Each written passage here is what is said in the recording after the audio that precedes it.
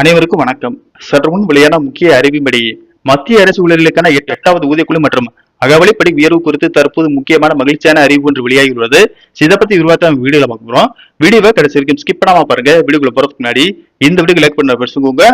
இப்போ அந்த சேனலுக்கு முதன்முறையா வரீங்கன்னா சப்ஸ்கிரைப் பண்ண பிரசுங்க. கூடவே பெல் ஐகான் பட்டன் பிரசுங்க. வாங்க வீடியோக்குள்ள போகலாம்.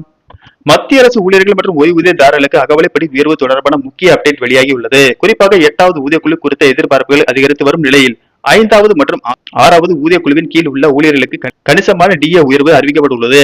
ஜனவரி முதல் ஜூன் 2026 வரையிலான காலத்திற்கு 7வது ஊதியக்குழுவின் கீழ் உள்ள மத்திய அரசு ஊழியர்களின் அகவலைப்படி 58% இருந்து 60% உயர்த்தப்பட்டுள்ளது.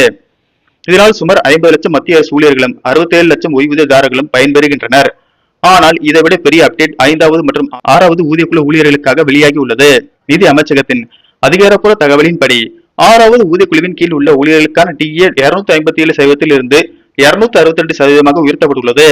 5வது ஊதியக்குழுவின் கீழ் உள்ளவர்களுக்கு அகவலைப்படி 474% இருந்து 483% உயர்ந்துள்ளது. 7வது ஊதியக்குழுவில் வழங்கப்பட்ட 2% உயர்வை விட குறிப்பிடத்தக்க அளவில் அதிகமாகும். ஏன் சிலர் இன்னும் பழைய ஊதிய குழுவில் உள்ளனர். பல தன்னாட்சி அமைப்புகள், அரசு உதவி பெறும் நிறுவனங்கள், பல்கலைக்கழகங்கள் மற்றும் ஆராய்ச்சி நிறுவனங்களில் ஊதியக்குழு பரிந்துரைகள் தாமதமாக அமல்படுத்தப்படுவதால் சில ஊழியர்கள் இன்னும் 5வது மற்றும் 6வது ஊதியக்குழுவின் கீழ் சம்பளம் அல்லது ஓய்வூதியம் பெற்று வருகின்றனர்.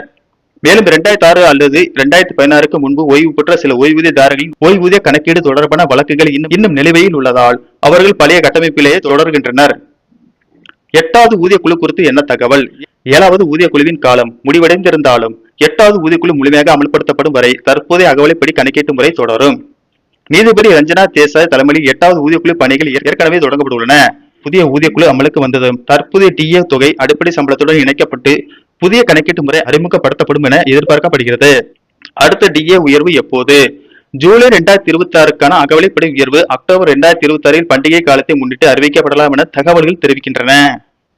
நன்றி, வணக்கம்.